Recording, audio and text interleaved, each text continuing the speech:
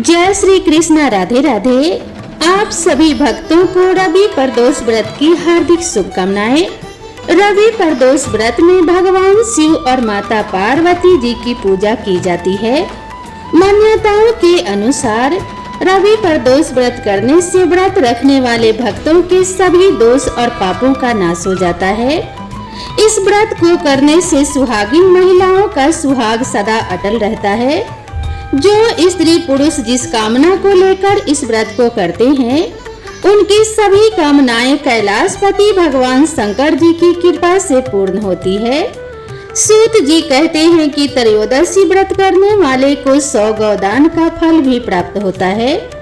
इस व्रत को जो भी विधि विधान और तन मन धन से करता है, उसके सभी दुख दूर हो जाते हैं। आप सभी से निवेदन है कि कमेंट बॉक्स में हर हर महादेव अवश्य लिखें। साथ ही इस वीडियो को एक लाइक अवश्य करें। आज की इस वीडियो में मैं आप सभी को सुनाने जा रही हूँ रवि प्रदोष व्रत की बड़ी ही दुर्लभ कथा। आप सभी भक्तजन इन कथाओं को बड़ी ही श्रद्धा और प्रसन्न चित मन से पूरा जरूर सुनिएगा। एक बार प्रेम से बोलिए भगवान भोलेनाथ की जय। स्कंद पुराण के अनुसार सूत जी कहते हैं कि विदर्भ देश में सत्यव्रत नाम से प्रसिद्ध एक राजा थे। धर्म पूर्वक राज्य करते हुए उनका बहुत सा समय सुख पूर्वक बीत गया। एक समय साल्व देश के राजाओं ने विदर्भ देश पर आक्रमण कर दिया। उनके बीच भयंकर युद्ध हुआ। दोनों पक्षों की बहुत सी सेनाएं मारी गई, परंतु अंत में विदर्भ देश के राजा भी उनके हाथों से मारे गए। विदर्भ राज की गर्भवती स्त्री दुखी होकर रात के समय राजभवन से निकलकर वन की ओर चली गई। सुबह होने पर उस रानी ने जलाशय के किनारे एक वृक्ष के नीचे एक सुंदर से पुत्र को जन्म दिया। इसके बाद वह प्यास से व्याकुल होकर जलाशय में पानी पीने गई। इतने में ही एक घड़ियाल ने आकर उसे अपना ग्रास बना लिया। वह बालक पैदा होते ही माता पिता से हीन हो गया। जब वह नवजात शिशु वृक्ष के नीचे पड़ा हुआ जोर जोर से रो रहा था, उसी समय भगवान भोलेनाथ की कृपा से वहां पर एक उमा नाम की ब्राह्मणी पहुंची। वह अपने 1 वर्ष के बालक सूचिव्रत को गोद में लिए हुए थी। वह ब्राह्मणी बहुत ही गरीब और विधवा थी। वह भीख मांगकर अपना गुजारा किया करती थी। उस बालक को रोते हुए देखकर उसने मन ही मन सोचा कि यह तो बड़ी हैरानी की बात है। यह नवजात शिशु जिसकी अभी तक नाल भी नहीं कटी है, यहाँ पर पड़ा हुआ है। इसकी माता कहाँ चली गई? जब वह ब्राह्मणी सोच में डूबी हुई थी, उसी समय वहां से एक सन्यासी गुजरे।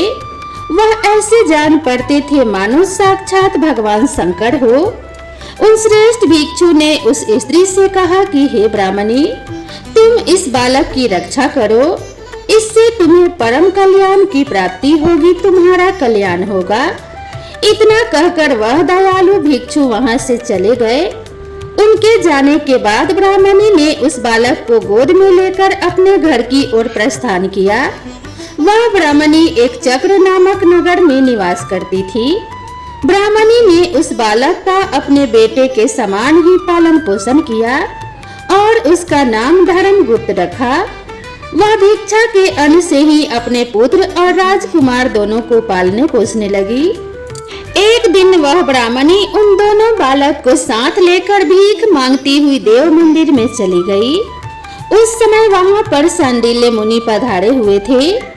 चलिए मुनि को देखकर ब्राह्मणी ने उन्हें प्रणाम करके पूछा कि हे ब्राह्मण, एक सन्यासी के कहने पर मैंने इस बालक को अपने घर में लाकर इसका पालन पोषण किया। अभी तक मुझे इसके कुल का पता नहीं चला, फिर भी मैं अपने पुत्र की तरह ही इसका पालन पोषण करती हूँ। आप ज्ञान के नेत्रों से देखकर मुझे बताने की कृपा करें कि यह बालक किस कुल में उत्पन्न हुआ है और इसके माता पिता कौन हैं। तब मुनिवर बोले, यह विदर्भ देश के राजा का पुत्र है। इतना कहकर सांडिल्य मुनि ने उस बालक के पिता के युद्ध में मारे जाने तथा उसकी माता के ग्रह द्वारा ग्रस्त होने का सब समाचार पूर्ण रूप से बताया। यह सुनकर ब्राह्मणी को और भी आश्चर्य हुआ। फिर उसने प्रश्न किया कि हे महामुनि, वह राजा सभी भोगों को छोड़कर युद्ध में क्यों मारे गए और इस बालक को यह दृढ़ता कैसे प्राप्त हुई? यह अपने राज्य को कैसे प्राप्त करेगा? यह तो मेरे पुत्र की तरह भिक्षा के अन्न से ही जीवन निर्वाह करता है। इसकी दरिद्रता के निवारण का क्या उपाय है? तब सांडिल्य मुनि बोले, इस राजकुमार के पिता विदर्भ राज पूर्व जन्म में पांडे देश के राजा थे। एक दिन प्रदोष काल में राजा बड़ी भक्ति भाव से त्रिलोकी नाथ महादेव जी की आराधना में मगन थे। उसी समय उनके नगर में बड़ा भारी कोलाहल मचा। उस शोर को सुनकर राजा ने बीच में ही भगवान शंकर की पूजा को छोड़ दिया और राजभवन से बाहर निकल गए। इसी समय राजा का मंत्री शत्रु को पकड़कर उनके समीप ले आया। वह शत्रु पांडे राज्य का सामंत था। उसे देखते ही राजा ने क्रोध पूर्वक उसका मस्तक कटवा दिया। शिव पूजा को छोड़कर नियम को समाप्त किए बिना ही राजा ने रात में भोजन भी कर लिया। इसी प्रकार राजकुमार भी प्रदोष काल में भगवान शिव की पूजा किए बिना ही भोजन करके सो गया। वही राजा अगले जन्म में विदर्भ राज हुआ। शिव पूजा में विघ्न होने के कारण शत्रुओं ने उसके सुख भोग के बीच में ही मार डाला। पूर्व जन्म में जो उसका पुत्र था, इस जन्म में भी राजा का वही पुत्र है। भगवान शिव की पूजा का उल्लंघन करने के कारण यह दरिद्रता को प्राप्त हुआ है। इसकी माता ने पूर्व जन्म में छल से अपनी सौत को मार डाला था। उस महान पाप के कारण ही वह इस जन्म में ग्राह के द्वारा मारी गई। हे ब्राह्मणी, तुम्हारा पुत्र पूर्व जन्म में भी एक ब्राह्मण था। इसने अपना सारा जीवन केवल दान लेने में ही बिताया, यज्ञ आदि सत्कर्म नहीं किए, इसीलिए यह दरिद्रता को प्राप्त हुआ है। उस दोष के निवारण के लिए अब यह भगवान शंकर के शरण में जाए। यदि यह दोनों बालक प्रदोष के दिन भगवान शंकर की पूजा करते रहें, तो वर्ष के भीतर ही इनकी दरिद्रता का नाश होगा और राज्य सुख की प्राप्ति होगी। इस प्रकार शरण में आई हुई ब्राह्मणी को मधुर वचनों द्वारा आश्वासन देकर सांडिल्य मुनि ने उनके दोनों बालकों को भगवान शंकर की आराधना के मंत्र का उपदेश दिया। उसके बाद ब्राह्मणी अपने दोनों बालकों को लेकर वहां से चली गई। 4 मास बाद एक दिन ब्राह्मणी का पुत्र नदी में स्नान करने गया। वहां उसे धन से भरा हुआ एक घड़ा मिला, जिसे लेकर वह अपनी माँ के पास गया। माँ ने धन से भरे हुए घड़े को देखकर खुश होते हुए कहा, इसे अपने भाई के साथ आधा आधा बांट लो। मगर धर्मगुप्त ने इस धन में हिस्सेदारी लेने से मना करते हुए कहा, मैं किसी अन्य के भाग्य का भागी नहीं हो सकता। प्रत्येक व्यक्ति स्वयं के कर्म का फल भोगता है। इस प्रकार प्रसन्नता पूर्वक भगवान शंकर की पूजा करते हुए उन दोनों कुमारों का 1 वर्ष व्यतीत हो गया। एक दिन ब्राह्मण का पुत्र और राजकुमार दोनों वन में विचरण करते गए। मार्ग में उन्होंने देखा कि अनेक गंधर्व कन्याएं आपस में खेल रही थी। ब्राह्मण कुमार वहीं पर रुक गया और राजकुमार से बोला, हमें इससे आगे नहीं जाना चाहिए। यह गंधर्व कन्याएं हैं, किसी को भी अपनी ओर आकर्षित कर सकती हैं। मगर राजकुमार निडर होकर आगे बढ़ता गया। जब मुख्य गंधर्व कन्या ने राजकुमार धर्मगुप्त को देखा, तो वह उसके प्रति आकर्षित हो गई। उसने अपनी सभी सखियों को फूल चुनने के लिए भेज दिया और राजकुमार के पास आने की प्रतीक्षा करने लगी। उसे अकेला देखकर राजकुमार उसके पास गया और उससे बातचीत शुरू की। उसने बताया, मैं विदर्भ देश का राजकुमार हूँ। मेरे माता पिता अब इस संसार में नहीं है और शत्रुओं ने हमारे राज्य पर कब्जा कर लिया है। तब कन्या ने अपना परिचय देते हुए कहा, मैं विदर्भ नामक गंधर्व की पुत्री हूँ और मेरा नाम अंशुम है और मैं गायन में प्रवीण हूँ। उसने यह भी कहा कि मैं आपसे विवाह करना चाहती हूँ। इतना कहकर उसने अपनी मोतियों की माला निकालकर राजकुमार को पहना दी।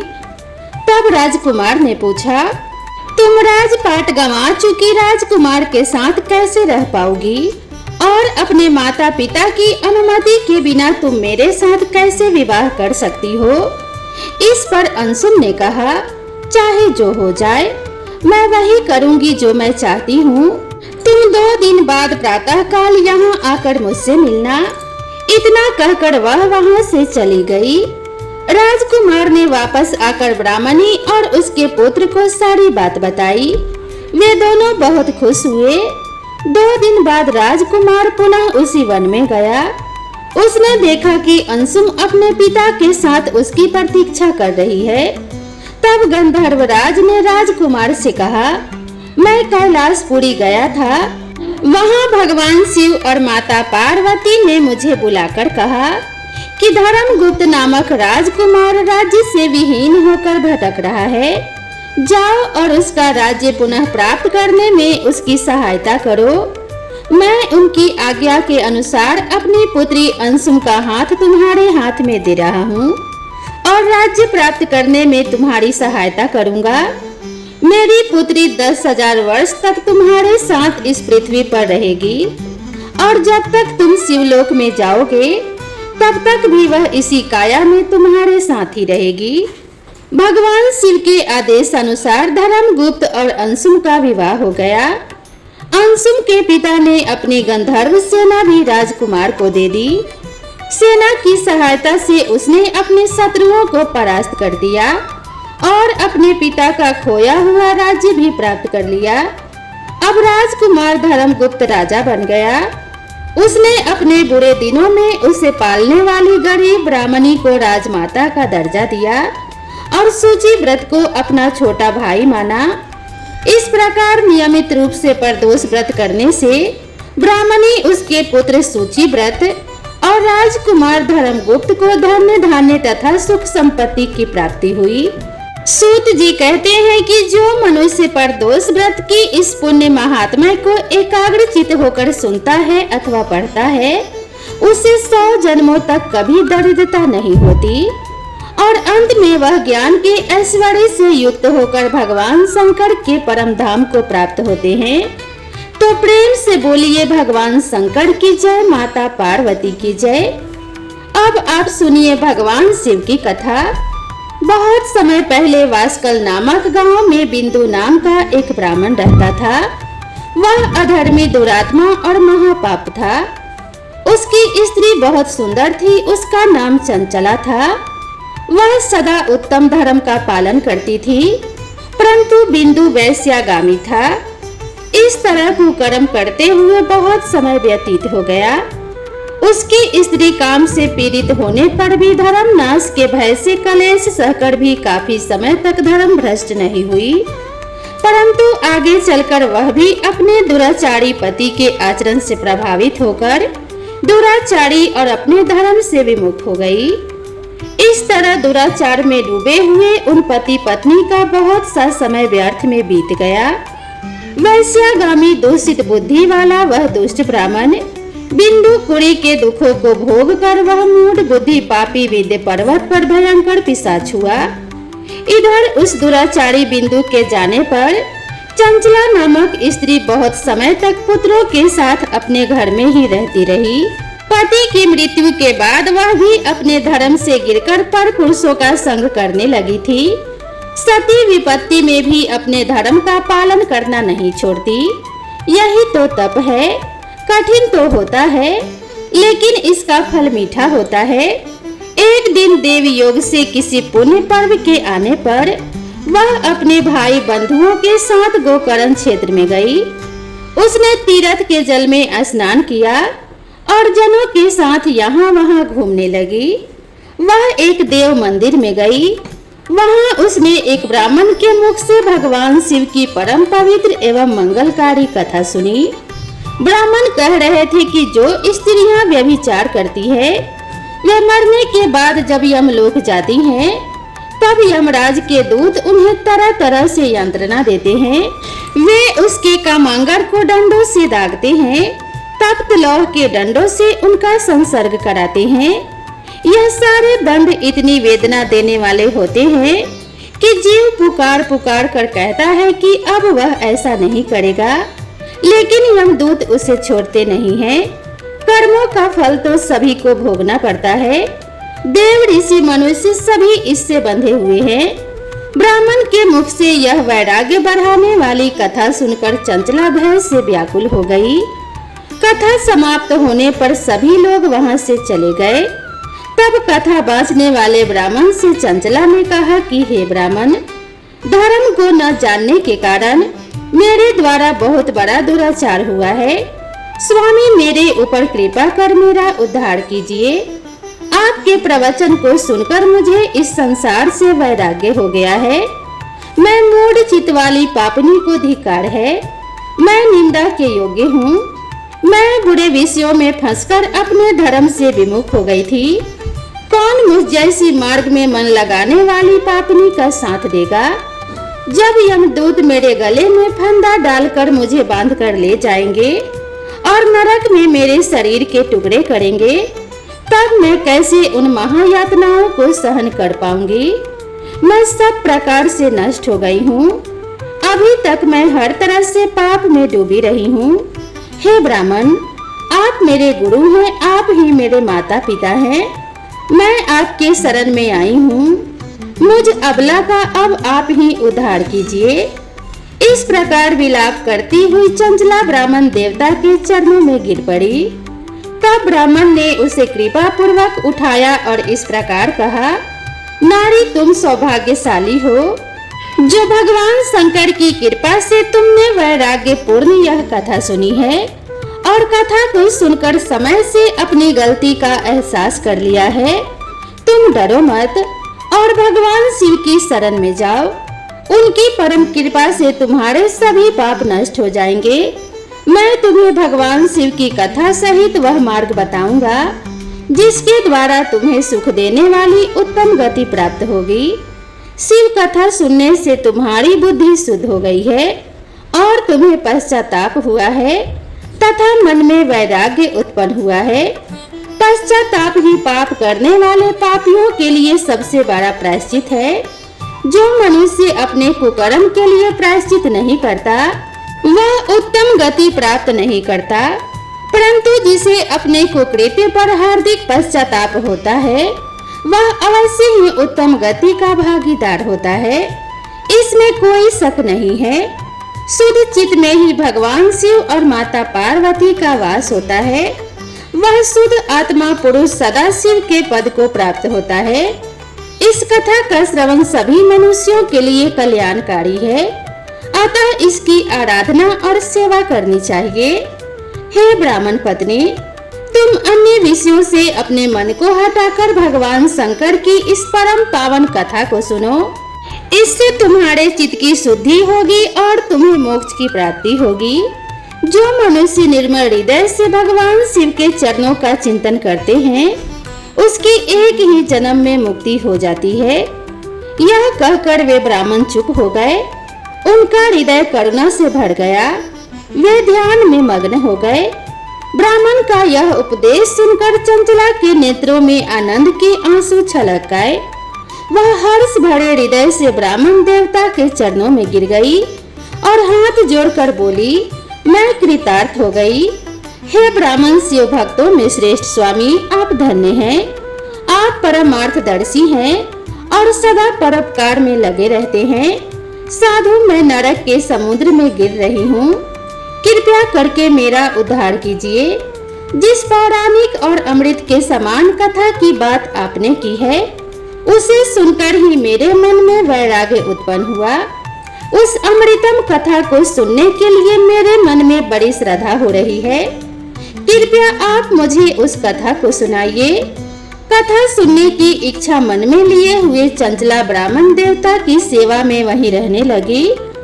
उस गोकर्ण नामक महाक्षेत्र में उन ब्राह्मण देवता के मुख से चंचला ने भगवान शिव की भक्ति, ज्ञान और वैराग्य बढ़ाने वाली, मुक्ति देने वाली, परम कल्याणकारी उत्तम कथा सुनकर कृतार्थ हुई। उसका चित्त शुद्ध हो गया। वह अपने हृदय में शिव के सगुण रूप का चिंतन करने लगी। वह सदैव शिव सच्चिदानंदमय स्वरूप का स्मरण करती थी। इसके बाद अपना समय पूर्ण होने पर चंचला ने बिना किसी कष्ट के अपना शरीर त्याग दिया। उसे लेने के लिए एक दिव्य विमान वहां पर पहुंचा। यह विमान शोभा साधनों से सजा था और शिव गणों से सुशोभित था। चंचला विमान से शिवपुरी पहुंची। उसके सारे पाप धुल गए। वह दिव्य रूप धारिणी दिव्यांगना हो गई थी। वह गौरांग देवी मस्तक पर अर्धचंद्र का मुकुट और अन्य दिव्य आभूषण पहने शिवपुरी में पहुंची। वहां उसने सनातन देवता त्रिनेत्रधारी महादेव शिव को देखा। सभी देवता उनकी सेवा में भक्ति भाव से उपस्थित थे। उनकी अंग कांति करोड़ों सूर्य के समान प्रकाशित हो रही थी। 5 मुख और हर मुख में 3 नेत्र थे। मस्तक पर अर्धचंद्र आकार मुकुट शोभायमान हो रहा था। कंठ में नील चिन्ह, उनके साथ में देवी गौरी विराजमान थी, जो विद्युत पुंज के समान प्रकाशित हो रही थी। महादेव जी की कांति कपूर के समान गौर थी। उनके शरीर पर श्वेत वस्त्र थे तथा शरीर श्वेत भस्म से युक्त था। इस प्रकार भगवान शिव के परम उज्जवल रूप के दर्शन कर चंचला बहुत प्रसन्न हुई। उसने भगवान शंकर को बारंबार प्रणाम किया और हाथ जोड़कर प्रेम आनंद और संतोष से युक्त होकर विनीत भाव से खड़ी हो गई। उसके नेत्रों से आनंद के आंसुओं की धारा बहने लगी। भगवान शंकर और भगवती गौरी उमा ने करुणा के साथ सौम्य दृष्टि से देखकर चंचला को अपने पास बुलाया। गौरी उमा ने उसे प्रेम पूर्वक अपनी सखी बना लिया। चंचला सुख पूर्वक भगवान शिव के धाम में उमा देवी के सखी के रूप में निवास करने लगी। एक दिन चंचला आनंद में मगन उमा देवी के पास गई और दोनों हाथ जोड़कर उनकी इस स्तुति को करने लगी। हे गिरिराज नंदिनी स्कंद माता उमा, आप सभी मनुष्यों एवं देवताओं द्वारा पूजित तथा समस्त सुखों को देने वाली हैं। आप शंभु प्रिया हैं, आप ही सगुना और निर्गुणा हैं। हे सच्चिदानंद स्वरूपा, आप ही प्रकृति की पोषक हैं। हे माता, आप ही संसार के सृष्टि पालन और संहार करने वाली हैं। इस प्रकार सदगति प्राप्त चंचला देवी की स्तुति कर शांत हो गई। उसकी आंखों में प्रेम के आंसू उमड़ आए। तब शंकर प्रिया भक्त वत्सला उमा देवी ने बड़े प्रेम से चंचला को चुप कराते हुए कहा, सखी चंचला, मैं तुम्हारी इस स्तुति से प्रसन्न हूँ। बोलो क्या वर मांगती हो?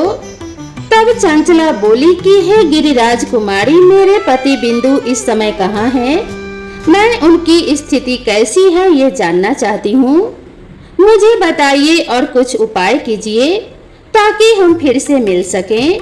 हे महादेवी, मेरे पति एक शूद्र जाति वैश्य के प्रति आसक्त थे और पाप में ही डूबे रहते थे। गिरजा बोली, बेटी तुम्हारा पति बिंदु पापी था, उसका अंत बड़ा भयानक हुआ। वैश्य का उपभोग करने के कारण वह मूर्ख नरक में अनेक वर्षों तक अनेक प्रकार के दुख भोग रहा है। अब शेष पाप को भोगने के लिए वंद पर्वत पर पिशाच की योनि में रह रहा है और वह दुष्ट वही वायु पीकर रहता है और सब प्रकार के कष्ट सहता है। गौरी देवी की यह बात सुनकर चंचला अत्यंत दुखी हो गई। फिर मन को किसी तरह स्थिर करती हुई दुखी हृदय से माँ गौरी से उसने एक बार फिर पूछा कि हे महादेवी, मुझ पर कृपा कीजिए और मेरे पापी पति का अब उद्धार कीजिए। कृपया करके मुझे वह उपाय बताइए जिससे मेरे पति को उत्तम गति प्राप्त हो सके।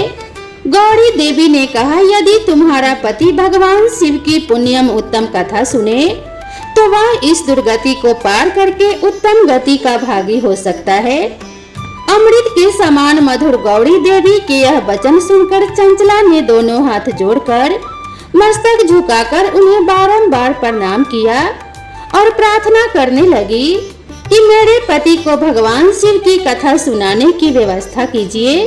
ब्राह्मण पत्नी चंचला के बार बार प्रार्थना करने पर शिवप्रिया गौरी देवी ने भगवान शिव की महिमा का गान करने वाले गंधर्व राज तुमड़ो को बुलाकर कहा, तुमड़ो, तुम्हारी भगवान शिव में प्रीति है। तुम मेरे मन की सभी बातें जानकर मेरे कार्यों को सिद्ध करते हो। तो मेरी इस सखी के साथ वंद पर्वत पर जाओ। वहाँ एक महाघोर और भयंकर पिशाच रहता है। पूर्व जन्म में वह पिशाच बिंदु कुड़ी हो गया था। वह स्नान संध्या आदि नित्य कर्म को छोड़कर अपवित्र रहने लगा। क्रोध के कारण उसकी बुद्धि भ्रष्ट हो गई थी। दुर्जनों से उसकी मित्रता तथा स्वजनों से द्वेष बढ़ गया था। वह अस्त्र शस्त्र से हिंसा करता, लोगों को सताता और उनके घरों में आग लगा देता था। चंडाल से दोस्ती करता और वह हर रोज वैश्या के पास जाता था। पत्नी को त्याग कर दुष्ट लोगों से दोस्ती कर उन्हीं के संपर्क में रहता था। वह मृत्यु तक दुराचार में फंसा रहा। मृत्यु के बाद उसे पापियों के भोग स्थान यमपुरी में ले गए। वहाँ घोर नरक को सहकर इस समय वह विंध्य पर्वत पर पिशाच बनकर रह रहा है और अपने पापों का फल भोग रहा है।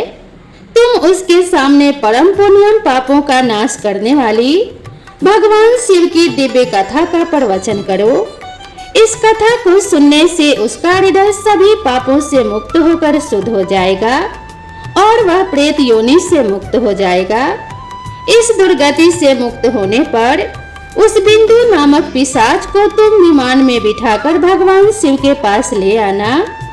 माँ उमा का आदेश पाकर गंधर्वराज तुमर प्रसन्नता पूर्वक अपने भाग्य की सराहना करते हुए चंचला को साथ लेकर विमान से पिशाच के निवास स्थान विंध्य पर्वत पर गया। वहां पहुंचकर उसने विशाल आकृति वाले पिशाच को देखा। उसका शरीर विशाल था, उसकी ठोड़ी बड़ी थी। वह कभी हंसता, कभी रोता, कभी उछलता था।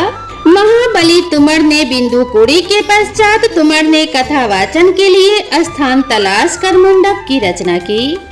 शीघ्र ही इस बात का पता लोगों को चल गया कि एक पिशाच के उद्धार हेतु देवी पार्वती की आज्ञा से तुमर भगवान शिव की कथा सुनाने वंद पर्वत पर आया है। उस कथा को सुनने के लोभ से बहुत से देवर्ष वहां आ पहुँचे। सभी को आदर पूर्वक स्थान दिया गया। पिशाच बिंदु को आसन पर बिठाया गया और जब तुमर ने परम उत्तम भगवान शिव की अमृत कथा का गान शुरू किया, जिससे सभी श्रोता कृतार्थ हुए, परम पुण्यम कथा को सुनकर पिशाच सभी पापों से मुक्त हो गया और उसने पिशाच शरीर का त्याग कर दिया। शीघ्र ही उसका स्वरूप दिव्य हो गया। उसका शरीर गौर वर्ण का हो गया। शरीर पर श्वेत वस्त्र एवं पुरुषों के आभूषण आ गए। इस प्रकार दिव्य देहधारी होकर बिंदु अपनी पत्नी चंचला के साथ स्वयं भी भगवान शिव का गुणगान करने लगा। उसे दिव्य रूप में देखकर सभी को बहुत आश्चर्य हुआ। उसका मन परम आनंद से परिपूर्ण हो गया। सभी भगवान महेश्वर के अद्भुत चरित्र को सुनकर कृतार्थ होकर उनका यशोगान करते हुए अपने अपने धाम को चले गए। बिंदु अपनी पत्नी चंचला के साथ विमान में बैठकर शिवपुरी की ओर चला गया। महेश्वर के गुणों का गान करता हुआ बिंदु अपने पत्नी चंचला और तुमर के साथ शीघ्र ही शिव धाम पहुँच गया। भगवान शिव और देवी पार्वती ने उसे अपना पार्षद बना लिया।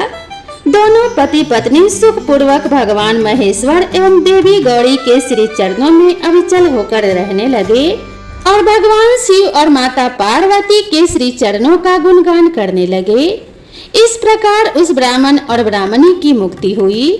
तो जो भी भगवान शिव के नाम का उच्चारण करता है, उनके मंत्रों का जाप करता है एवं प्रदोष व्रत की कथा सुनता है तथा प्रदोष व्रत करता है, उसके सभी पाप नष्ट होकर उसे सुख और सौभाग्य की प्राप्ति होती है।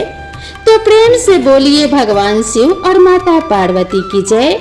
भगवान शिव शंकर की कृपा आप सभी भक्तों पर सदा सर्वदा बनी रहे। माता पार्वती की कृपा से सभी बहनों का सुहाग सदा अटल रहे। इसी मंगल कामना के साथ आप सभी से विदा लेते हैं।